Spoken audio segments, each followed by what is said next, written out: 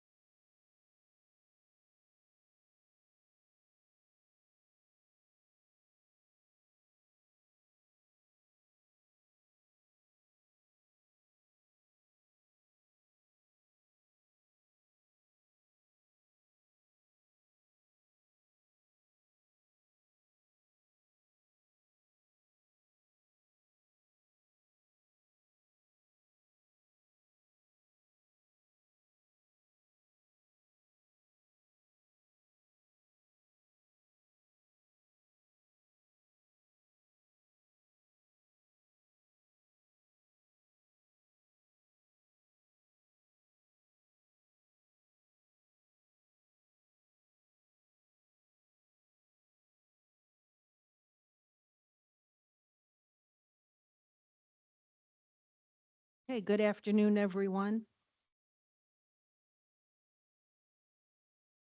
It is Monday, April 28th at 4:15 PM, and I would like to call to order the Personnel and Finance meeting. Before we get started, I believe that Clerk Torado has some comments to make before we begin the meeting, and then we'll have her call the roll.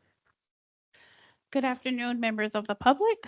For audio quality, we will be muting everyone not speaking by default to maintain good audio quality for council members and yourselves.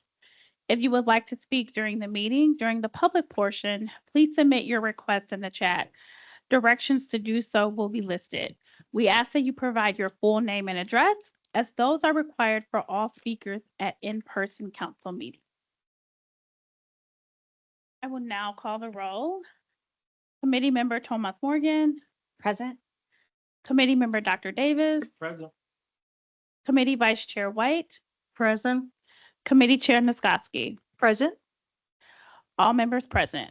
Wonderful. Thank you so much. And we do have a quorum, and before us today, our first bill is Bill 28-25, and it's amending the historic preservation ticket surcharge for the Morris Performing Arts. And I see Ms. Jenna Thoreau here. If you could give your name and address for the record. Good afternoon, everyone. Jenna Thoreau, City Attorney with offices on the 12th floor of this building. And I am here this afternoon to present on Bill 28-25, presenting an amendment to the Morris ticketing surcharge. The intent of this ordinance is to ensure compliance with new FTC regulations that have come out, and those are pertaining to truth in pricing fees that are applicable to shows, into hotels, and most applicable to the city of South Bend are Morris ticketing policies. And the Morris team has already worked to incorporate our existing ticketing practices with our ticket vendor to make sure that they are being portrayed on our ticketing website in a way that is compliant with the new regulations. The only piece that we're still having a difficulty with is our prior per transaction fee. The transaction fee can't be incorporated as it currently is into a per ticket total price as required by the new regulations, because it applies per transaction rather than per ticket. And the new regulations require each transaction to present a total price of all fees that may be applicable as you're going through a transaction. So the update that we're presenting to the council today is to convert that transaction fee to an equivalent update to the per ticket fee, so that we're not losing any revenue, but it can be incorporated into our ticketing service in a compliant manner in the total price per ticket, so that we stay compliant with those new FTC regulations that go into effect May 12th. And that revenue is an important component of the Morris ticketing revenue. And so it's really important that we continue capturing that through this proposed update. And we have Deja Moore online and Amber Schisler in person, if there's any operational questions as well. Okay, thank you. Do either of you like to make any comments? Hello, I'm Amber Schisler, 2625 Bailey Court here in South Bend is my address. This per ticket $1.25 bump that we're proposing will replace the existing transaction fee, and for some consumers will actually result in the price being lower. And every fee at the Morris is designed for us to be responsible steward of the taxpayer dollar, not lean on the taxpayer, and be self-sufficient in ticketing. So it's just a conversion from one type of fee to the other, so that the consumer can also, in compliance with this FTC regulation, see the full ticket price at the time they select the ticket, with no added or hidden fees in the cart, which are now not legal with FTC regulation. Thank you. Thank you. Thank you. Okay, I'll, So on the just before we go, I just wanted to point out on the next slide, kind of explains how the update works. Previously, the per ticket fee was $3.50 with a per transaction fee of $5. And so our proposal, as Amber mentioned, is to increase the per ticket fee to $4.75 and eliminate the transaction fee. so it's actually a savings. It can potentially be a savings. The team did a calculation on average. It captures the equivalent revenue. Yes, hello, this is Deja Moore, the General Manager of Venues for BPA. My address is 402 East Duville Avenue, South Bend, Indiana, 46613. As stated by Jenna and Amber, who did a fabulous job, we are also excited for this to be an opportunity for patrons to actually be being able to have a better transaction experience with the increase to $1.25 per ticket to a total of $4.75. This would actually allow patrons to receive a decrease in their overall transaction than before, specifically for orders that are for 4 tickets or less. So they will actually, on their end, on the patrons' end, be seeing a decrease in the fees. And on our end, we'll be complying with the FTC ruling that goes into place May 12th of 2025. And we'll also be transferring that fee to our prehistoric fee. Okay, thank you so much. I'm going to bring it back to the committee members. Is there any questions by any of the committee members? Seeing none, any of the council members present have any questions? Seeing none, okay, I'm going to go ahead and open it up for the public hearing. Is there anyone, is there anyone line? Oh, let's see somebody. Open up for the public hearing. Is there anyone here wish to speak in favor of Bill 2825? I do not see any members of the public in person or online wishing to speak in favor of the bill. Okay, is there anyone wishing to speak against? I see no one in the chamber. I do not see any members of the public in person, online wishing to speak in opposition of the bill. Thank you. I'm going to go ahead and close the public meeting on Bill 28-25 and bring it back to the committee. Does anybody have any further comments, questions, or I'll entertain a motion regarding the bill?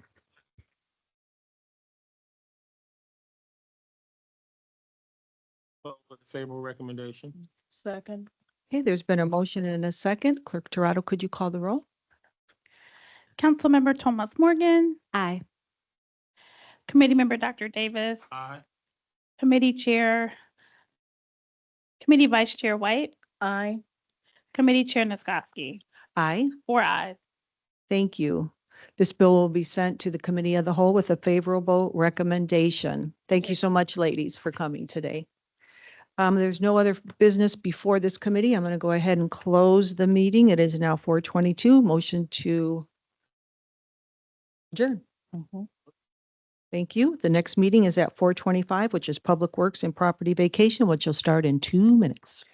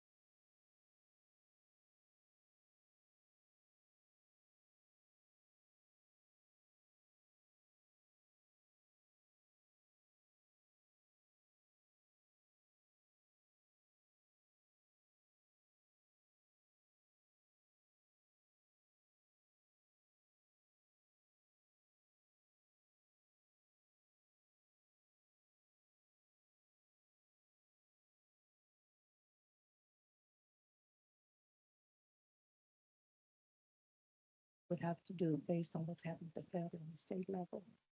Of about that. Once they get through it all. Okay, I think we're gonna have, yeah. But I think we will. They have started looking. A lot of, okay. Mhm. Okay.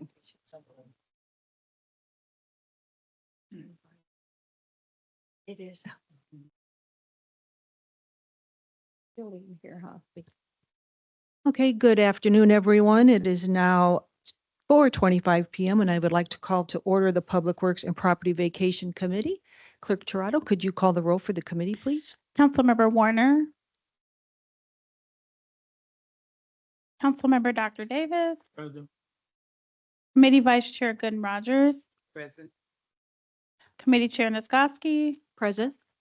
Citizen Member Carl Latrell, Present. Citizen Member Jason Piontek. I have 5 members present. Thank you. We do have a quorum. Today before us, we have Bill number 23-25, and that's amending Chapter 6, Article 9 of the South Bend Municipal Code. Just as a reminder, the last meeting we had, the prior 2 Mondays ago at the last council meeting, we did have an update regarding this to everyone. So if you had any questions, I hope you took notes or whatever you would like to ask during this presentation. So if you want to go ahead and let you take over and go from there. Good afternoon again. Jenna Throw, City Attorney with offices on the 12th floor of this building. So as we talked about a bit last week, to get now into the particulars of this ordinance, we're before you this evening on Bill 23-25 to amend Chapter 6, Article 9 to update the floodplain regulations. And just to give, and then I also have the building commissioner, Randy James, here with me to provide some additional context.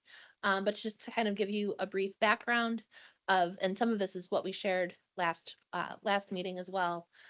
Some of the background leading up to the ordinance here this evening. The updates to the current provisions of Chapter 6, Article 9 were required by FEMA and Indiana DNR to allow the city to participate in the National Flood Insurance Program. The actual ordinance language that you see before you is based on a model ordinance that was provided by the Indiana DNR, and it has gone through an approval process prior to being filed with the Common Council. And similar ordinances have already been adopted in other municipalities throughout the county, including by the county as part of this requirement. Some of the specifics, the specific intent of the regulations of this ordinance are expanding the definitions that are included within the ordinance, providing the requirements of the floodplain development permit, including requirements for critical facilities, such as places like hospitals and things like that, including provisions to reduce flood hazards, detailed enforcement provisions, formal appeals process, and overall, the much more detailed, structured, and enforceable framework for managing flood risks. That's Randy, if you have additional comments that you'd like to make. I think that covers it all. Could We've you already, state your we name and already, address, please? oh, Randy James, Building Commissioner, 125 South Lafayette. Thank you. We've already have the floodplain development permit in place. So some of these things we've been doing, it's just more structured now. The FEMA's requiring it. The whole state of, every jurisdiction in the state of Indiana that wants to participate has to adopt this ordinance to participate in the flood insurance program. Okay, and I believe there are 64 participants under the flood insurance program right now. Yes. Do you have any further comments from either of you? Well, we're providing $8 million worth of coverage in the city of South Bend right now under the flood insurance program. So though, I mean, if it doesn't get adopted, then those people would fall off and have to pay exorbitant amount of flood insurance if we don't participate in the program. Gotcha. Okay, and I believe from the last meeting, I just want to do a reminder, is it is FEMA mandated. I believe that DNR is the one who approved the submissions, in which it took 5 submissions before we got that approval from the state. So in fact, the document we have here is acceptable. Should this be voted on in a favorable manner to be sent downstate. We are the last municipality, I believe, in the area to adopt this. Correct. Okay, and it provides $8 million in coverage to some 64 participants in the floodplain. Yeah, 18 million. Oh, 18 million. Yes. Okay. Okay, thank you. And thank you for your presentation here. I'll bring it back to, does any committee members have any questions over the bill? Yes, sure. I would like to know, were there certain parts of this that was updated, or was the whole?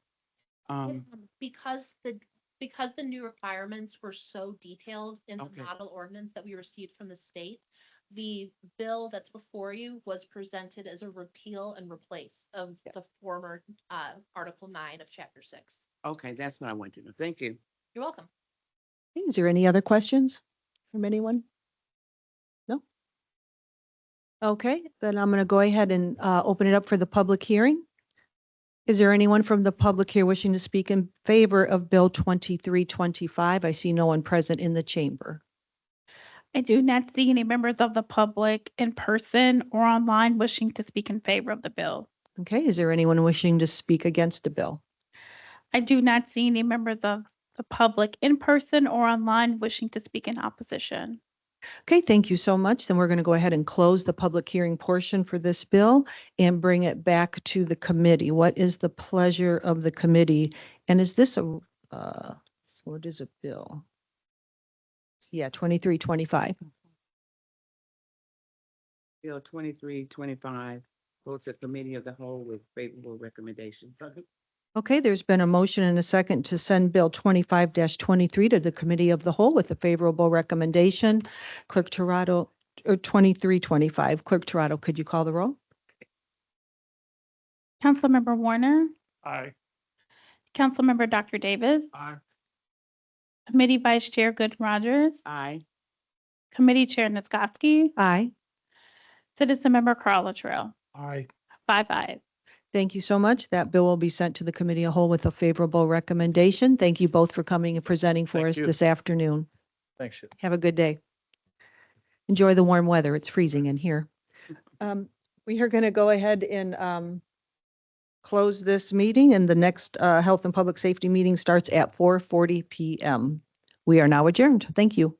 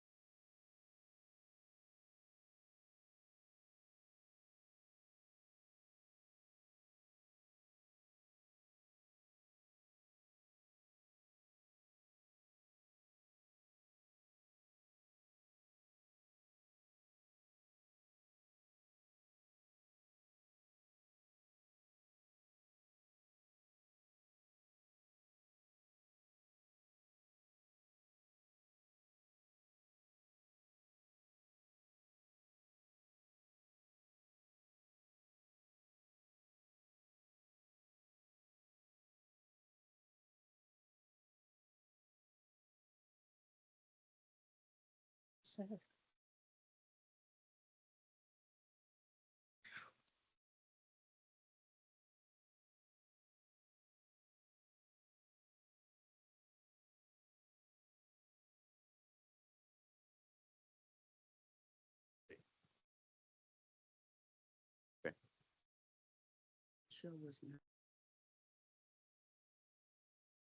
afternoon. I'd like to call to order the Health and Public Safety Committee. Clerk Torado, would you please take roll? Committee Chair Thomas Morgan, Present? Committee Vice Chair Warner, Present. Committee Member McBride, Committee Member Dr. Davis, Present. Committee Member Nazgoski, Present. Citizen Member Savino Rivera Jr. Present. 6 present. Great, thank you. And we welcome once again Mr. Savino Rivera joining us as citizen member of the Health and Public Safety. Thank you for your continued service on this committee, Mr. Rivera. This afternoon, Health and Public Safety will hear 2 bills. The first is Bill number 2625, which updates regulations for discharging firearms. Good afternoon. Jenna Throw, City Attorney with offices on the 12th floor of this building. And this afternoon, we're bringing to you Bill 26-25, which provides some updates to various ordinances in the municipal code pertaining to the discharge of firearms. And the intent of this ordinance is overall to increase the enforceability of these ordinances, partially to address Second Amendment considerations, which includes adding a self-defense exception to the ordinance, but also to combine other provisions throughout the municipal code that speak to the discharge of firearms within one section, and include various exceptions within the same ordinance so that those regulations aren't scattered in different parts of the municipal code and are collected in one spot. The Bill 26-25 also cleans up some other provisions of the municipal code, which references the sections affected by those changes. So first, looking at section 13-58. I'm getting into a little bit more detail than on some of the other ordinances that we've heard tonight, because I think the detail is really important on this one, just to kind of understand where some of these specific updates are coming from. You'll note that in subsection A, in section 13-58, we've changed the definition of firearm. And in subsection A, the definition specifically comes from Indiana code. And we felt that that was helpful to provide a consistent definition of the term firearm across municipalities, where previously the definition wasn't consistent with what was included in Indiana code for firearm. We just wanted to make those definitions consistent. Next, in subsection B, the prohibited conduct is clearly defined. And instead of listing one of the exceptions in subsection B, we clearly list out all of the exceptions then in subsection C. And some of these used to be in other parts of the municipal code, but we've tried to collect them all within one ordinance so that the entire topic is more clear. And then in subsection D, we've included the penalty for a violation of this section. Then with respect to sections 2-142 and 13-96, those changes reflect the exception that used to be included in section 2-42, which was a reference to the discharge of firearms in cemeteries, except at military funerals and memorial celebrations. That exception is now included in the main ordinance for discharging a firearm. And so to meet the goal of including everything in one spot, we're proposing to take that exception out of section 2-142 And then in section 13-96, we're just taking that reference out from the prior section. It's actually incorrectly noted as 141, but we're just cleaning all of that up. But ultimately, the goal is to include all of the regulation in one spot and make it more clear and more enforceable. And we've also got Kylie Connell, one of my colleagues in the legal department who works with the police department online as well for any other additional questions. Thank you very much, Attorney Throw. Kylie, do you have any question or any additional comments that you'd like to make? No, nothing additional. Okay, thank you. Let's come back to the committee for questions first. Are there any questions from the committee? From the committee, no one online. Sheila? Thank you, Chair. I just want to clarify for my own purposes here that I'm understanding this. So in section 13-58A, where you said that was adopted by the state language, and they had talked about gas operated spring guns, pellet guns. So are those type of, I guess you can call them pellet gun, are those dischargeable within the city limits or not? Or is that considered by projectile by the means of an explosion would include those? Because I see those were taken out. So is it just assuming that these are included or are not included? So if I have a pellet gun, can I pop it off in my backyard?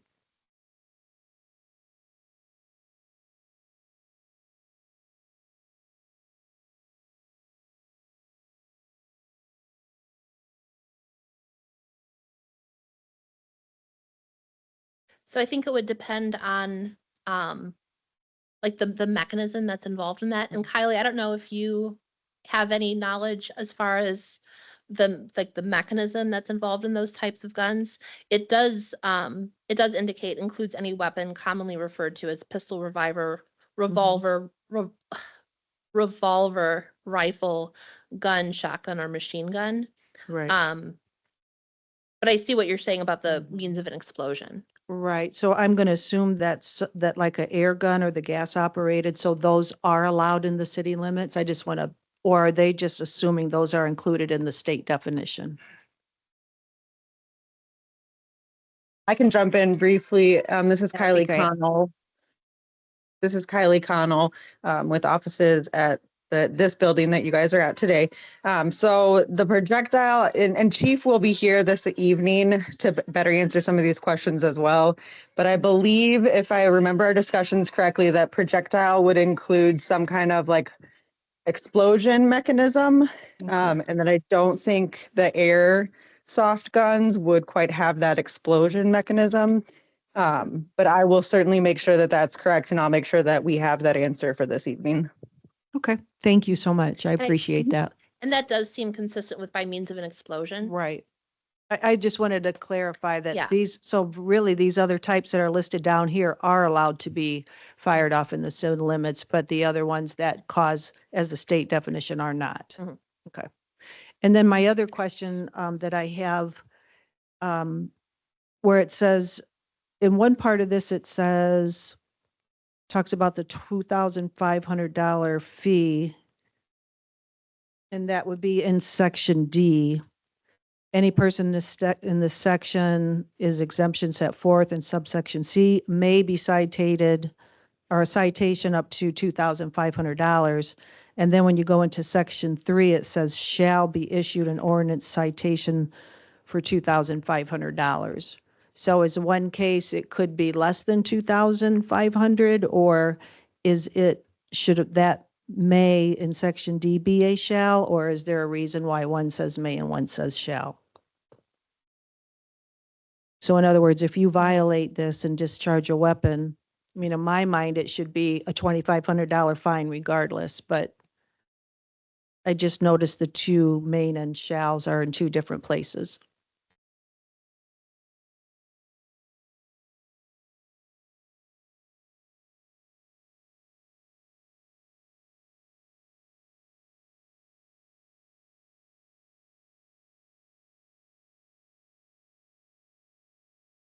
And it certainly, if the council would prefer that, that subsection D be changed to a shall, that's a change that we could make, and we could modify this and I could submit it for a substitute bill if that's something that you're interested, that the council is interested in. Okay. Um, To the chair.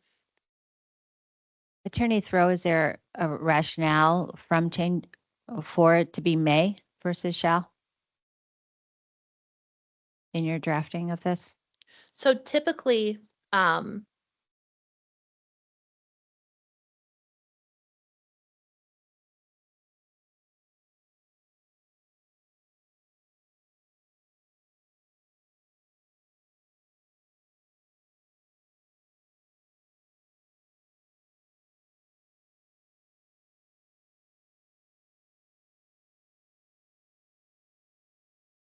I'm sorry, I didn't mean to Yeah. put you on the no, spot it's or fine, it's like- anything. It's typically, if there's something where, there needs to be a level of discretion involved, then you may be more likely to use may. And if you don't want there to be any possibility for discretion, then you'd be more likely to use shall. So if we use shall, and then if you discharge a weapon, you will know that you're going to get charged $2,500 fine for that action. So we actually are, I mean, in this change, we are making it more lenient. I mean, we're introducing discretion that wasn't there originally in the original language. So as Councilmember Nitzgotsky had said in the previous language under section 1396, under penalties, any person, yeah. Well, the changes from, yeah, it is, the language there is shall. So that's a discussion we should probably have here. Well, and we could just change that to shall. To make them both shall. Okay. What is the feeling of the rest of the committee? I mean, I don't want to, Yeah. Attorney Palmer, I'd like to have some discussion on this. Do we have to have a motion on this before I open up for discussion among committees? Okay. So I would like to open it up for discussion among the committee members. Get your sense of wording on this, shall versus may. Any thoughts? I like the direction that we're heading with it right now. Essentially, when reviewing this bill, a little too close, there was still a lot of, there wasn't as much clarity, and I think that we would be clearing up that that was a bit of a confusing point. It's one or the other. So I do like the direction that we're heading with this, and I would be in favor as a community member for shall as opposed to may. Sure. Thank you, Mr. Rivera. Others on committee? I'd like to say that I think everything should be clarified so that we have a good understanding, because we know that weapons is a big part of a lot of stuff that's going on in the city. So if you're going to be fined, then I'd like to see the correct wording so that you'll know that you are going to get this fine, okay? So that's just my opinion.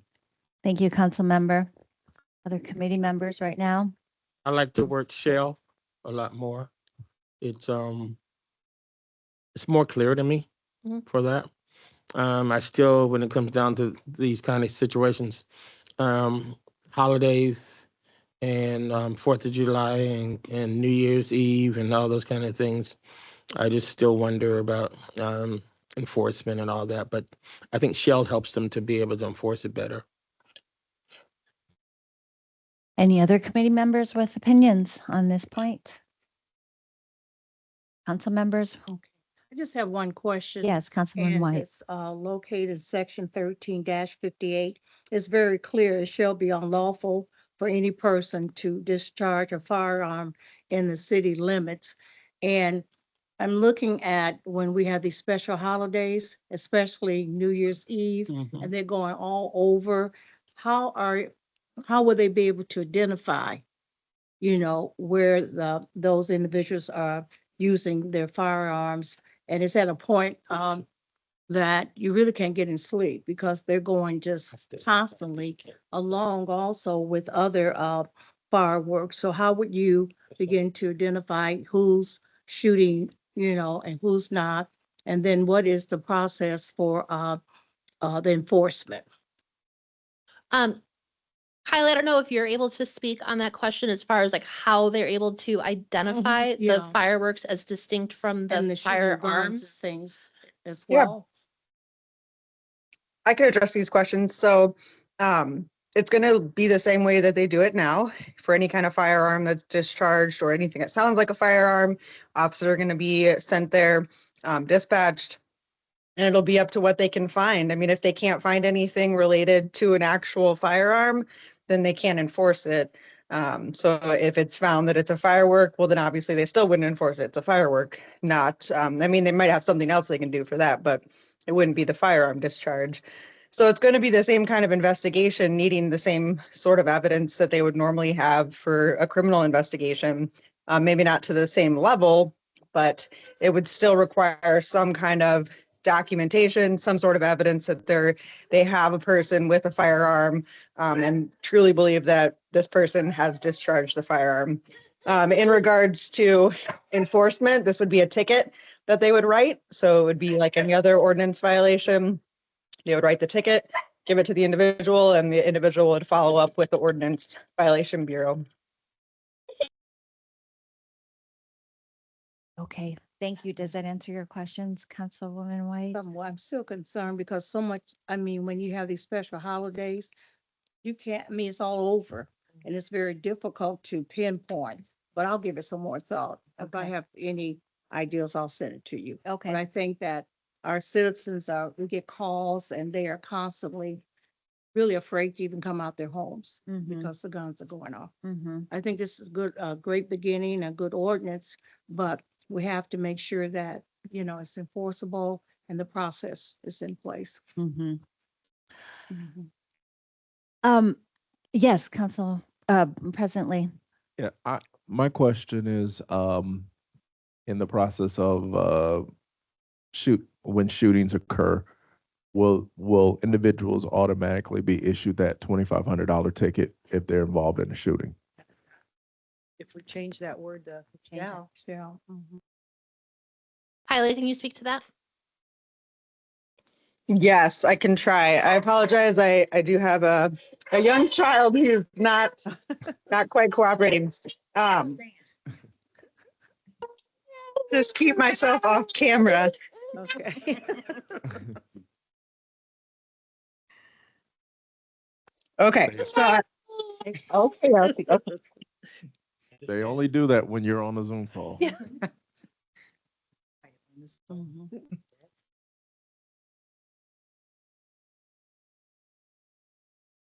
Okay, I apologize for that. And I'm flustered with what the question was, but I know I can answer it. If you could remind me, Jenna. I believe it was, will there always be a ticket issued for violation of this ordinance when a shooting occurs? Oh, Correct, yeah. So Councilman? probably not, to be honest. If it's a homicide, they're just going to focus on the homicide. If it's something that's a little bit more minor, like pointing a firearm, rising to the criminal recklessness, then they might also issue. But PD typically doesn't add on the ordinance violations to criminal investigations if they know that they can arrest the person. They'll just stick to the arrest, stick to the criminal charges, and they won't do this ticket. Okay, thank you. I just want to know for sure. Okay, thank you. I'd like to raise another question because Councilwoman Nitzgatsky brought it up. So understand the need to more clearly define firearms. I think my question and conversation that I'd like to have and open up to committee members are thoughts on the other types of revolvers that are may not be, or sound like may not be included in that definition. And those would be spring guns, pellet guns. They're certainly made to project a missile. Weapons that would not be explosion based. But they're and so not they wouldn't fall explosion-based. into that category.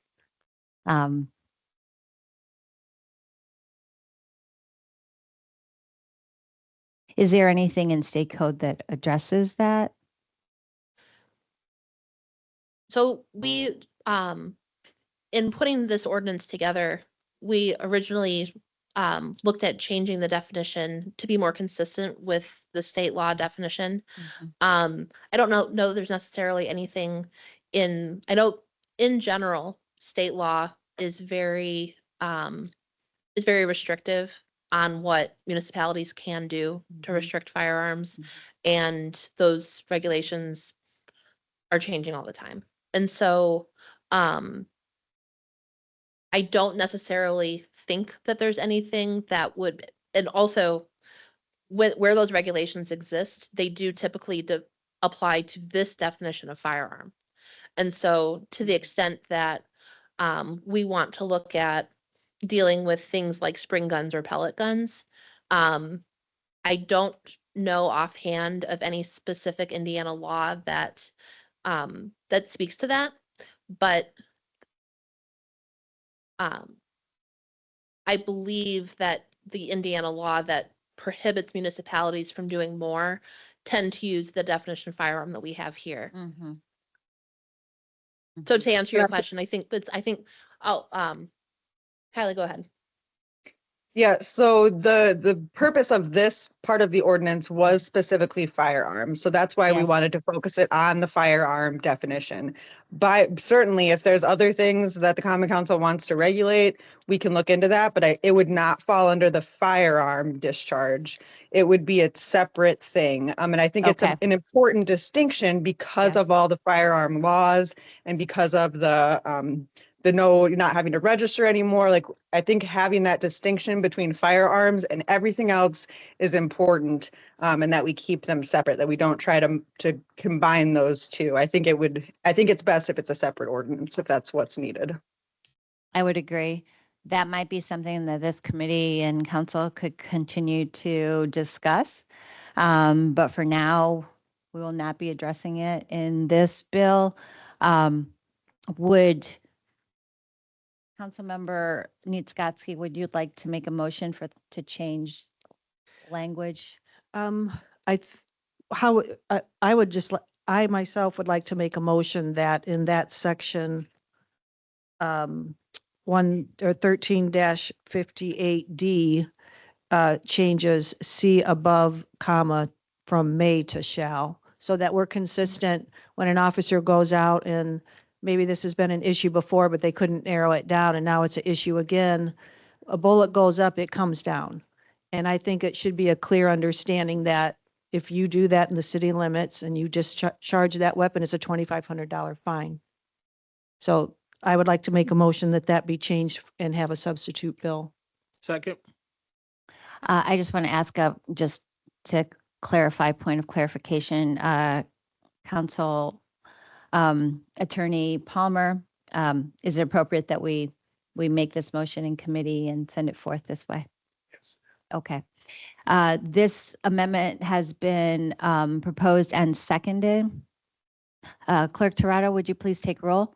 So it is to, once again, to change the language from may to shall In section in section D. Committee Member Dr. Davis, Aye. Committee Member Nitzgotsky, Aye. Committee Vice Chair Warner, I'm going to be a nay. I think there's still, as was stated by one of the attorneys, there's still situations where police are going to use their discretion on the civil fine. There's instances quite regularly where people discharge a firearm and end up with criminal level 6 felony charges, and they don't end up with a civil one. So I guess my seeing this would be that we expect that to happen even when there's criminal charges, the civil fine to take place. So I'm an A, thanks. Committee Chair Tomas Morgan, Aye. Citizen Member Savino Rivera Jr. Aye. I have 4 ayes and 1 nay. Okay, thank you. So, Bill 26-25 has been amended to change the language from may to shall in section D. Attorney Palmer, if you could, I will have, Attorney Throw, you'll file a Since this, substitute? Committee is over, I will submit a substitute bill with that language. Okay, great. Thank you. So now I would like to make a motion to send Bill 26-25 to the Committee of the Whole with a favorable recommendation Is that as amended? as As amended. I do second to that. It's been motioned and seconded. Clerk Torado, could you please take roll? Committee Member Dr. Davis, Aye. Committee Member Niskoski, Aye. Committee Vice Chair Warner, Aye. Committee Chair Tomas Morgan, Aye. Citizen Member Savino Rivera Jr. Aye. 5 ayes. Bill 26-25 as amended will be sent to the Committee of the Whole with a favorable recommendation. Thank you. I apologize, Councilmember Warner, for going over time. Can I take another 5 minutes, please, of your time? The second bill this committee will hear is Bill 27-25, updates the ordinances prohibiting public nuisance noises. Back to you, Attorney Throw. Good afternoon again. My name is Jenna Throw, City Attorney with offices on the 12th floor of this building. And we're before you again this afternoon on Bill number 27-25, proposing a repeal of section 13-81 of the municipal code. The intent of this ordinance is to increase clarity in the enforcement of the city's nuisance noise ordinances. And if you look at the municipal code, you'll see that nuisance noises are addressed in detail in section 13-57 of the municipal code.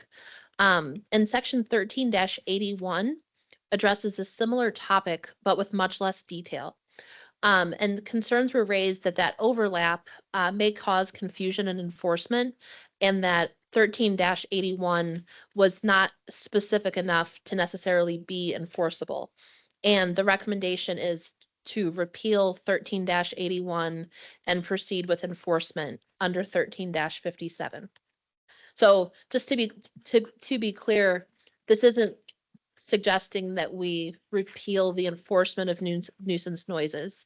It's proposing that we continue enforcing nuisance noises under section 13-57, which includes detailed requirements and regulations for nuisance noises. Thank you. We'll turn to the committee with any questions.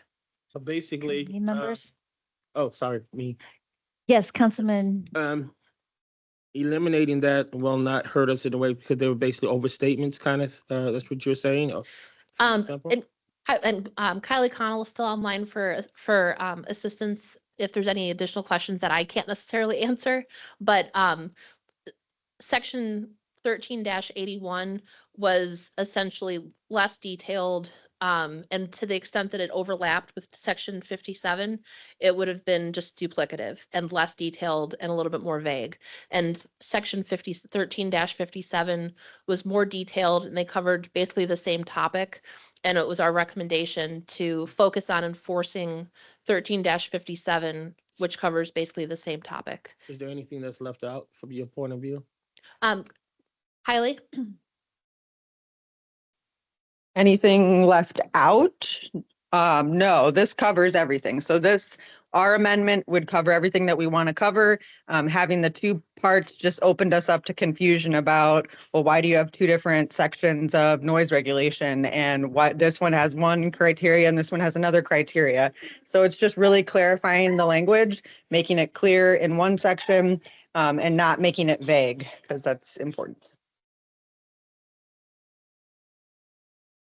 Any other questions from committee members? I do. This is to state the obvious, but in repealing 13, section 13-81, I mean, we do keep other sections of Article 7 under noise control, which gets into real technicalities of Mhm. decibels and Yes. all that. Okay. Mhm. That's really just for clarification. I also wanted to ask if you can answer this, or if someone else from code at 7 o'clock, could you just explain to the public what is the process for filing a noise complaint, and then how is it deemed a violation? Kyla, are you familiar with that, or is that something that we would need to get someone to answer for 7 o'clock? So I'm familiar. It's typically actually PD again who Mhm. does the noise violations. They often go out, people are being too loud, and that's when they would issue a noise ticket. So it's oftentimes PD who is responding to these. It's I mean, code could respond to some of it, but most of it's going to be PD. Okay, thank you. Are there any questions from council members? Okay, seeing no questions, I'd like to go to the public. Those speaking in favor of this bill, are there any speaking in favor of this bill, Clerk Toretto? I do not see any members of the public in person or online wishing to speak in favor of the bill. I'd like to ask if there is anyone wishing to speak against this bill. I do not see any members of the public in person or online wishing to speak in opposition of the bill. Okay, thank you. I'd like to bring it back to the committee. Are there any final questions from committee or council members or comments? And I'm happy to entertain a motion. Motion to bring bill number 2725 to the committee of the whole with a favorable recommendation. Second. It's been moved and seconded. Clerk Toretto? Committee member Dr. Davis. Aye. Committee member Niskoski. Aye. Committee Vice Chair Warner. Committee Chair Thomas Morgan. Aye. Citizen member Savino Rivera Jr. Aye. 5 ayes. I would like to apologize and say that in Bill 26-25, I did not open it for public comment. Is it allowed? Can I go back to that and make it available for the public?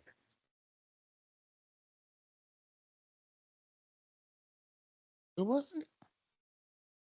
We moved conversation along. No, I did not. You're only required.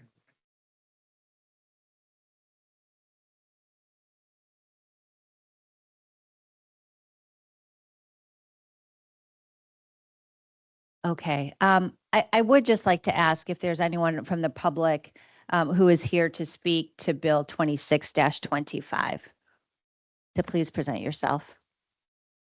I do not see any members of the public in person or online wishing to speak on the bill.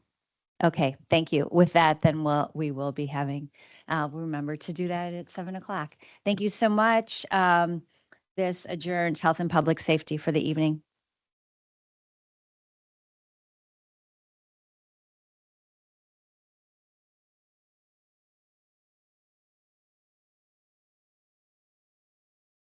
We'll start the community investment meeting.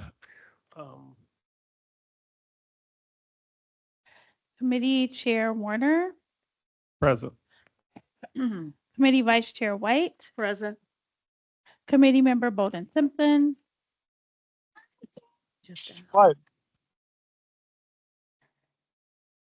Committee Member Gooden Rogers, Present. Quiet for a second, Arthur. Citizen Member Kane Kajewski, I see online. Citizen Member Thomas Gripe, I see online as Present. well. Present. And I did see Committee Member Bolden Simpson. I'm here. Yeah, we got that. He's present. With that, Bill 2526, designating resolution, real property tax abatement for Allen Edwin Residential Builders.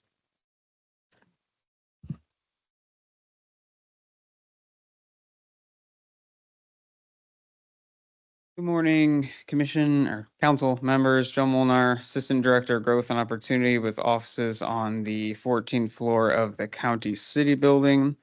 Today before you is a multifamily development real property tax abatement for property located at 603 through 621 West Marion and 515 through 517 Leland.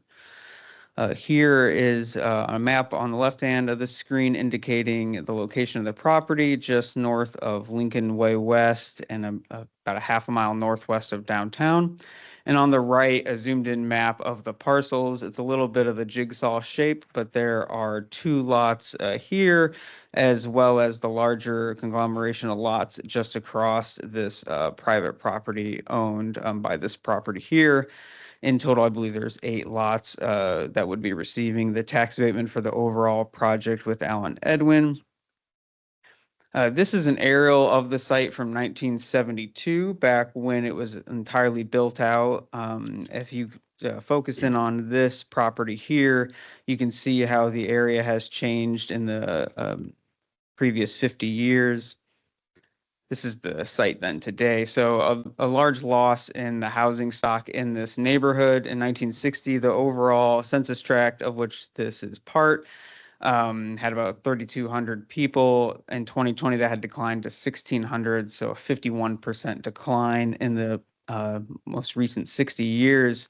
And that 2020 number is actually an increase from 2010. There was a slight uptick. But overall, the neighborhood's lost about half of its population. This tax abatement hopefully will get us moving in the right direction and growing the neighborhood again, filling some of these vacant lots. Just to the south of Marion Street here, there's actually a partnership between the Redevelopment Commission and Advantix Development Corporation to build 10 units from a low-income housing tax credit project. And now we're working on the northern half of the block. This property is currently owned by the Redevelopment Commission, who has an active purchase agreement with Allen Edwin Homes LLC to purchase the property and construct 16 housing units on the site. Here is a site plan of what that would look like. So you'd have 2 single-family houses here on Marion, and then a cottage court style with 3 single-family houses facing 3 single-family houses, and then a quadplex or 4 units attached facing the overall courtyard, a duplex at the corner, and then 2 single-family houses facing Leland. So really filling that block back up and adding some added vitality to the area. Here is a rendering on the left of what that quadplex will look like, or more or less will look like. So essentially a townhome stacked with 4 of them. Allen Edwin's Home, as I said, is partnering with the South Bend Redevelopment Commission to build 16 new housing units on this currently vacant land. The parties have an active purchase agreement to sell the land to Allen Edwin with commitments to build the housing. As I said, the project will consist of 16 new rental housing units in the form of a variety of single-family, duplex, and cottage core options. And 12 of those 16 units with an agreement with the city must be affordable to households making less than 120% of the area median income, or what we typically call workforce housing. So in between traditional affordable housing like the Advantix site just across the street, which focused on the low-income housing tax credit, and then, but in between that and market rate. So middle income housing. The total investment was approximately $2.5 million into the site, and the project will activate long vacant land and provide new options for residents of South Bend, as well as considerable job opportunities for the construction of the housing. Allen Edwin has committed to using local labor as much as possible. Here's a map of their local trade partners in the area, and this is already without them having done too many projects in South Bend, so hopefully this map will grow. But the representative from Allen Edwin can speak to their local subcontractor partner ties. The actual tax abatement itself, currently, if all the lots were owned privately, there would be approximately $816 of taxes paid on the vacant lots. Since it's owned by the Redevelopment Commission at this time, that number is zero. But if they were privately held, it'd be just under or just over $800. However, after the construction of the units, the estimated annual taxes for the project is over $35,000. During the 9-year abatement period, the total estimated taxes owed would be approximately $323,000, with $189,000 of those approximately being abated and $133,000 of those being paid. So significant increase in the taxable base for the area. After 10 years, even with the abatement, the property taxes paid would be around $169,000 compared to $8,000 without the project. And after 20 years, over $500,000 with $527,000 in taxes paid compared to just $16,000 if the property remained vacant land and was privately owned. That concludes the tax abatement portion of the presentation, but there's a representative from Allen Edwin here who can speak to the project as well.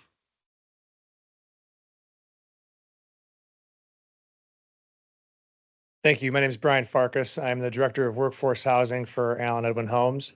I've been in the role for about 3 years. Prior to that, I was in the mayor's office in Detroit, working on blight removal for about 10 years with Mayor Duggan's office. We took down about 25,000 homes. And so to be in this position, to be able to build on infill lots is a privilege.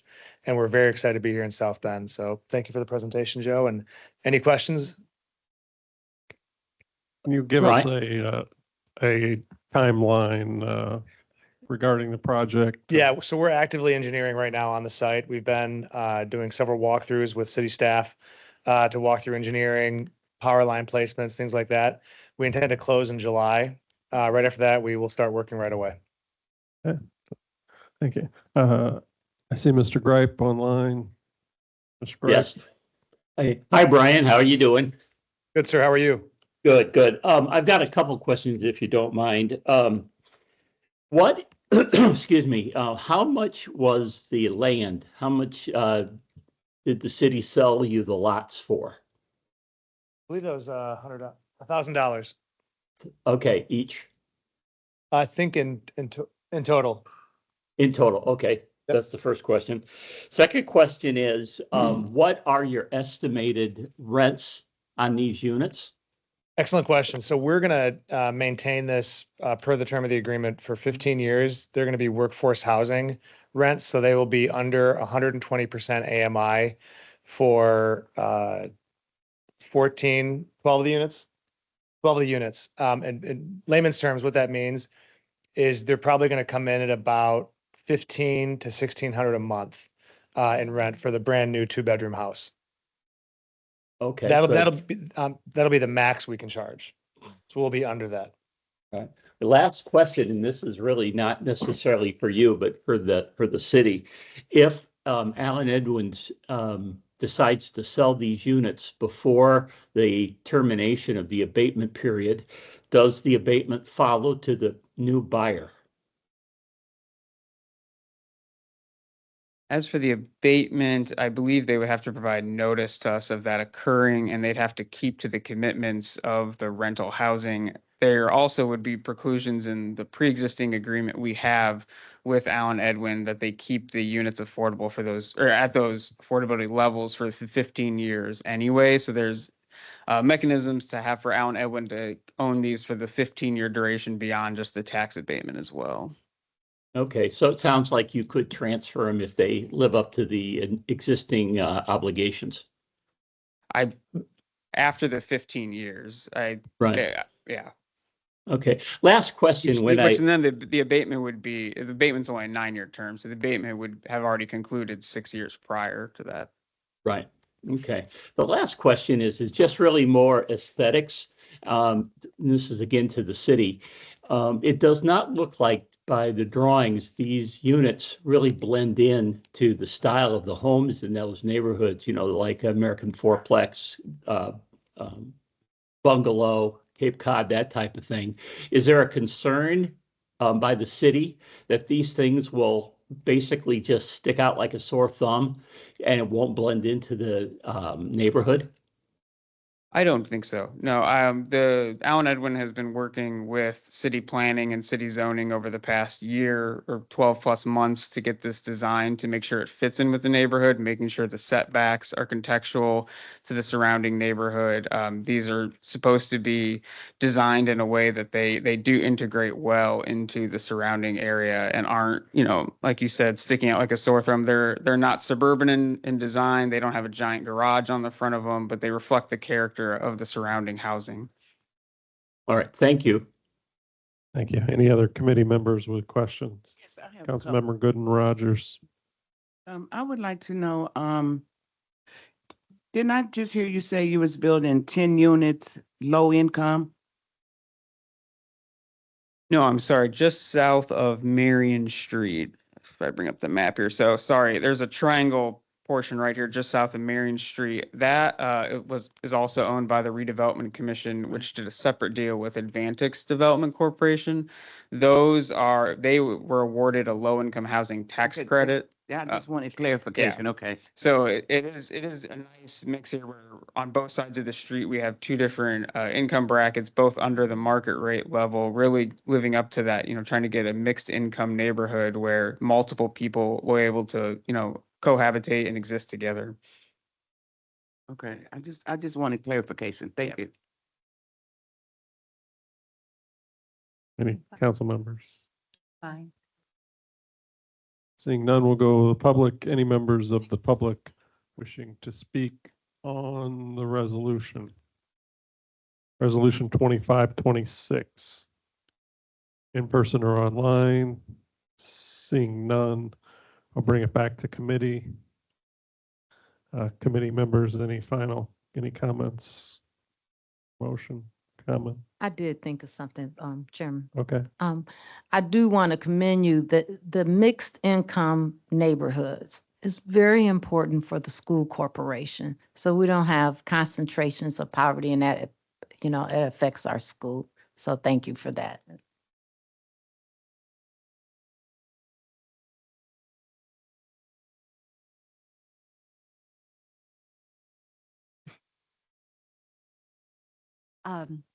I just want to thank you for your investment there. I live just a few blocks south of that area, so drive there on a regular basis. And this development is just going to completely transform that block. Thank you. One of the areas we're aware of is this is coming off Marion or Lincoln Way, Mhm. which we view as one of the gateways to beautiful South Bend. Yes, And so we intend to increase that. yes. Thank you so much. Yes, my pleasure. And any motions? Any comment? Make a comment and tell them thank you. Okay, thank you.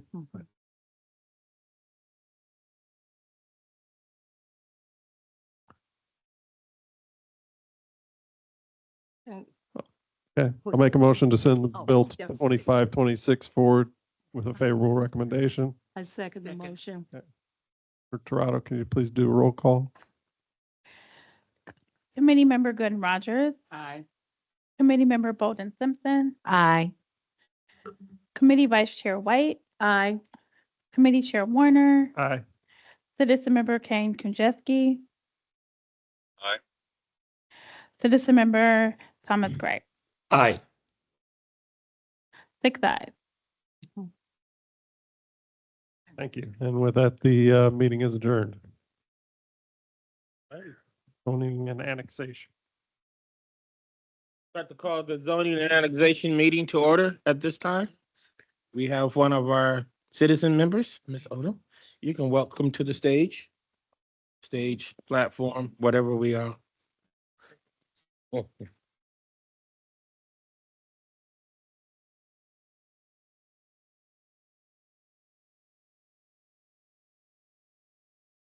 Wherever you want to sit, you can sit there, you can sit there. She's is open. Are you sitting over there? So one of these, is it by me? I'm cool. This. I'm at peace. Alrighty. Clerk Dorado, could you take the roll of our attendance for our membership, please? Committee Chair, Dr. Davis. I'm present. Committee Vice Chair, Thomas Morgan. Present.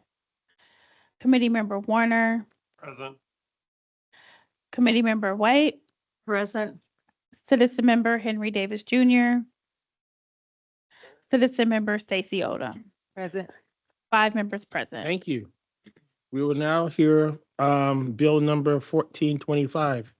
And we have our presentation. Go ahead. Skip Morrell, Principal Development Planner with offices on the 14th floor of this building. I will note that these two bills kind of run together and are often combined. One is the bill looking at the annexation of this area. The other is adopting a Pause real resolution quick. for the. Do you want to make a motion that we can hear both at the same time, or do we need to hear them separately? For purpose of public hearing, I would make the recommendation that Bill 1425 and 2524 would be held together, heard together, just for public hearing purposes only. Okay. Do we have a second on that? Second. Second? Could the clerk please take the roll? Councilmember White. Aye. Councilmember Warner. Aye. Committee Vice Chair Thomas Morgan. Aye. Citizen Member Stacy Odom. Aye. Committee Chair Dr. Davis. Aye. Thank you. So you can 5 go ayes. with both of them. Thank you. An annexation has been requested by the property owner, Fort Wayne Logistics LLC, for 2 parcels just north of the intersection of Edison Road and Sundown Road to the east of St. Joseph Valley Parkway and adjacent right-of-way. The total annexation area is approximately 8.9 acres and meets state law contiguity requirements. The annexation area, as you can see there, currently has 2 buildings totaling 43,000 square feet. The petitioner is seeking to use the site for warehousing and to construct a 13,000 square foot addition. No capital improvements are planned by the city now. As part of this annexation, water is available on Edison Road, just to the south. The nearest public sewer is on Ardmore Trail, about 2,000 feet to the south. So extending that sewer would be done at the sole expense of the developer with approval by Board of Public Works in St. Joseph County. The Edison Sundown annexation area will be added to the Common Council's first district and be served by Police Beat 24, Fire Station 6, Emergency Medic 4, and Neighborhood Services and Enforcement Area 2. It's currently zoned I Industrial in the county and would be zoned like for like I Industrial in the city. Thank you. Happy to take any questions. Questions for Mr. Skip Morrell at this time?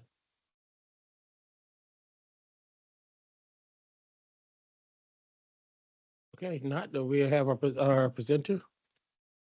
Please state your name, address, and tell us your plans.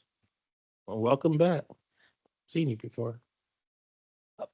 Chris Godlewski, Abbott Marsh Consultants, 315 West Jefferson Boulevard, South Bend, Indiana.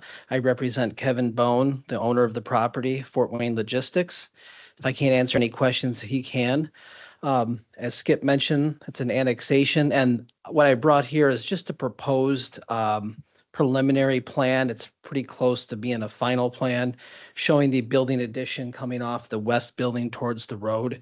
Thus, the nature of the annexation is to provide public water for warehousing storage, so we can increase capacity of storage, a number of employees, and just further develop the site.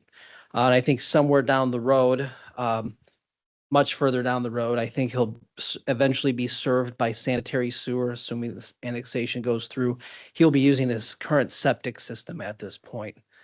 I can answer any detailed questions you may have. Questions in terms of from the committee or council members? I'm open. When you say warehouse storage, could you talk a little bit more about kind of things that you're going to be looking at storing? Maybe that's probably best for Kevin to speak about. Thank you. Welcome aboard. Guess I've been flying too much to say welcome aboard. Go ahead. I'm telling you. Please state your name and address and begin. Hello, Kevin Bone, B-O-H-N, live at 17540 Dublin Drive, Granger, Indiana. Okay, good. No, we distribute home environment products, air purifiers, filters, fans, heaters, things of that nature. Sell them to companies like Menards, QVC, things of that nature. So containers coming in and goods going out. So, Gotcha. That makes it more clear to me than what you're doing. Okay. Anybody else would like to have both of them there to ask any other questions before we send it to the public? Thank you both for your work and appreciate it. And now, if there are no further questions, we'd like to open up to the public. Anybody in the public here, present or online, please share your thoughts if you're speaking in favor. I do not see any members of the public in person or online wishing to speak in favor of the bill. Okay, and that's in both of these bills too we're talking about. Anybody would like to speak in opposition of either one of these bills? If you're online or in public here, please share your thoughts. I do not see any members of the public in person or online wishing to speak in opposition of either bill. Thank you. We will now close the public hearing and come back to the committee or any other council member for any thoughts, or for committee for a recommendation. We have to do them separately, I believe. And so we will have on bill number 1425 and bill 2524. I move that we send Bill 14-25 to the Committee of the Whole with a favorable recommendation. Second. We have a motion and a second. Could you please take the roll, Clerk Toronto?